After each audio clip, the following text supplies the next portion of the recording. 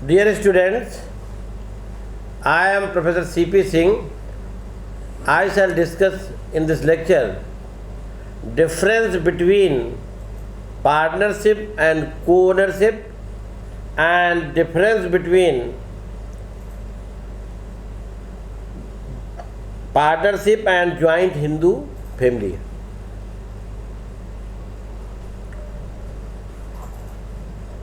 Joint ownership या co ownership का मतलब होता है कि number of persons are having the ownership of some property jointly. कुछ लोगों की यदि किसी ज्वाइंटली प्रॉपर्टी है तो ज्वाइंट ओनर होंगे। को ओनर्स होंगे, the co-owners are the joint owners of the property, लेकिन वो पार्टनर नहीं होते हैं लीगल सेंस में। For example, a group of person merely collecting rent of joint property gifted by them to them is co-ownership and not partnership. However, in a partnership firm, a partnership firm has some property. It is joint property of all the partners. इस सीमा तक जो है को owners ही partner होते हैं, लेकिन दोनों में डिफरेंस है काफ़ी। क्या डिफरेंस है ये हम बताएंगे। पहला है रिलेटिंग टू कंपोजिशन, गठन संबंधी। पार्टनरशिप कॉन्स्टिट्यूटेड होती है बाय एग्रीमेंट या कंट्रैक्ट द्वारा।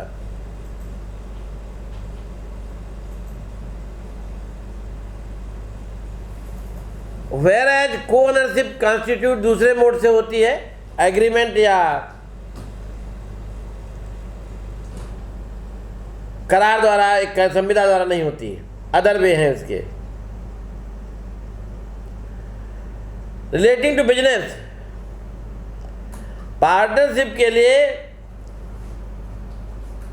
व्यापार, कारोबार, बिजनेस होना जरूरी है। जहां कारोबार, जहां व्यापार, जहां कोई प्रोफेशन, वहीं पार्टनरशिप हो सकती है। बिना किसी प्रोफेशन, कारोबार, ट्रेड, बिजनेस के फर्म हो ही नहीं सकती। वेयर एज को ओनरशिप में बिजनेस होना जरूरी नहीं है, बिना बिजनेस के भी को ओनरशिप हो सकती है। रिलेटिंग टू एजेंट्स, पार्टनर्स, एक फर्म के पार्टनर एक दूसरे के प्रति एजेंट होते हैं, यानी काम एक करता है, लायबिल दूसरे पार्टनर होते हैं। वेयर एज इन को ओनरशिप, पार्टनर्स एक दूसरे के एजेंट नहीं होते हैं। उसमें जो है एक कोनर के कार्य के लिए दूसरे कोनर लायबिल नहीं होंगे। रिलेटिंग ट्रांसफर, पार्टनर बिना सारे पार्टनर्स की कंसेंट के अपने हित या इंटरेस्ट का ट्रांसफर नहीं कर सकता, जबकि जो कोनर हैं बिना कोनर की कंसेंट के भी अपनी प्रॉपर्टी बेच सकते हैं। जैसे 5 पार्टनर हम लोग हैं और यदि किसी को अपनी प्रॉपर्टी बेचना है, ट्रांसफ़र करना है, तो चारों की सहमति लेना होगा। जब को ओनरशिप में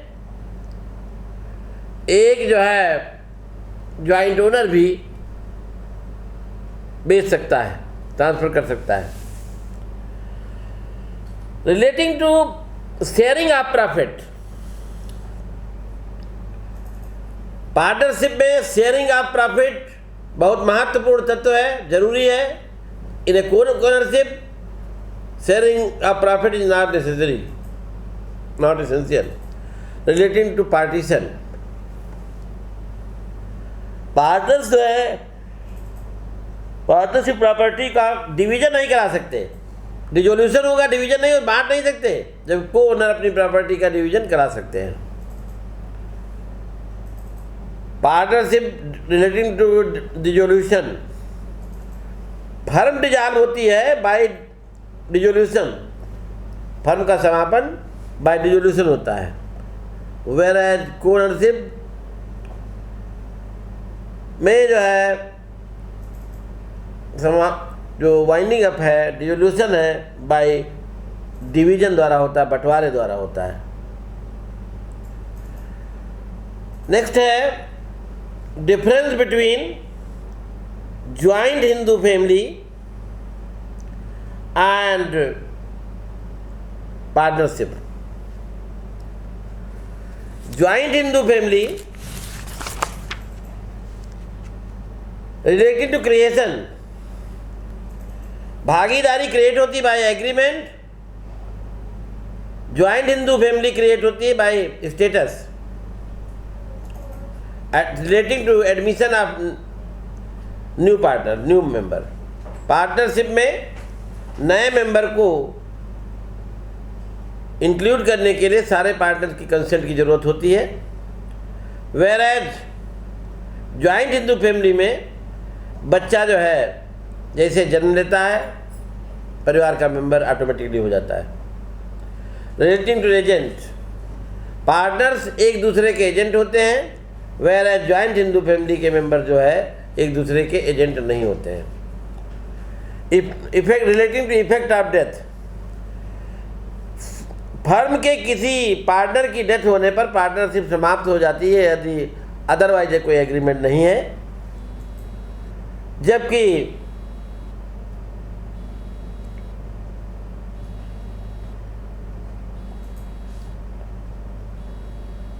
ज्वाइंट हिंदू फैमिली में किसी मेंबर की डेथ पर कोई इफेक्ट नहीं पड़ता है, परिवार वैसे चलता रहता है।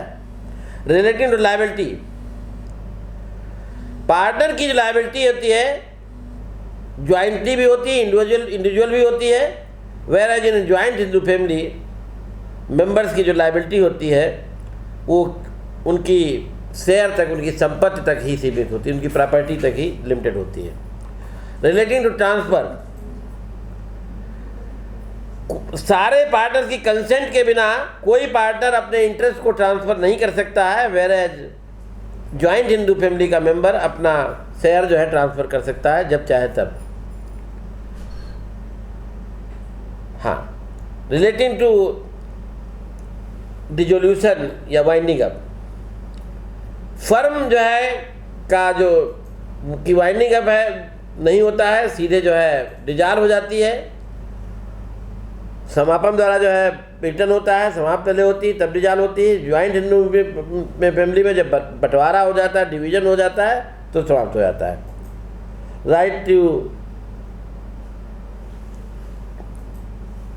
Right to management, participate in management, partners management में पार्टिसिपेट करने का सभी को राइट होता है, जबकि ज्वाइंट हिंदू फैमिली में केवल कर्ता को ये राइट होता है।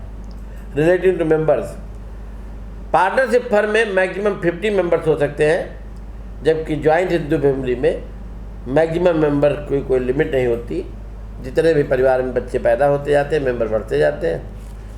Thank you very much.